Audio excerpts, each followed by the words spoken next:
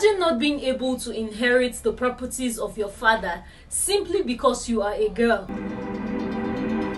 But have you considered what Section 42 of the 1999 Constitution of the Federal Republic of Nigeria says? Now let's go into it. For ages now, under the Igbo tradition and custom, women have been disentitled from inheriting the properties of their fathers. This is as a result of the fact that women were not or are not actually seen as members of the family, because they go to people outside their immediate family, they get married to them, they answer the names of their husbands after that, and are considered properties of their husband. This even gets worse in a situation where a lady gets married to a man, and during their marriage they give birth to 3 kids and they are all girls. In a situation where this man dies without a will, all his properties will be inherited by his umunas. They call them umunas, meaning the family that's the relative of the husband, and nothing in turn will go to his girls, which is very, very appalling.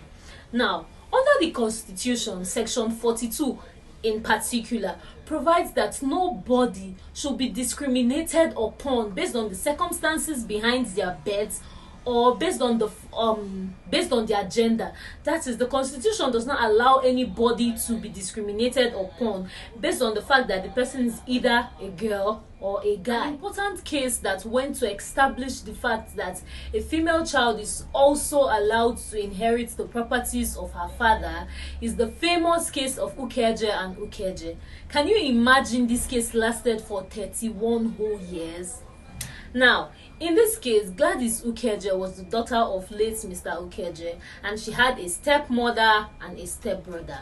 When their father died without a will, the management of his property was given to the stepmother and the stepbrother without any share given to Gladys. As a result, she sued, and then the matter went from the High Court to the Court of Appeal and then to the final court, which is the Supreme Court. When it got to the Supreme Court condemned the Igbo custom and practices that disentitled a lady from inheriting the properties of her father. The court held that such custom is contrary, it is against the provisions of the Constitution, which provides that nobody should be discriminated upon based on the person's gender, whether the person is a boy or a girl. Now, this case has gone to prove that as a woman, you are entitled to the inheritance or inheriting the properties of your father. It also prevents greedy relatives from disinheriting a lady or a woman from inheriting family property. It is also worthy of note the fact that as a woman, you can be included in your father's will, and any custom that does not permit it is not in line with the Constitution.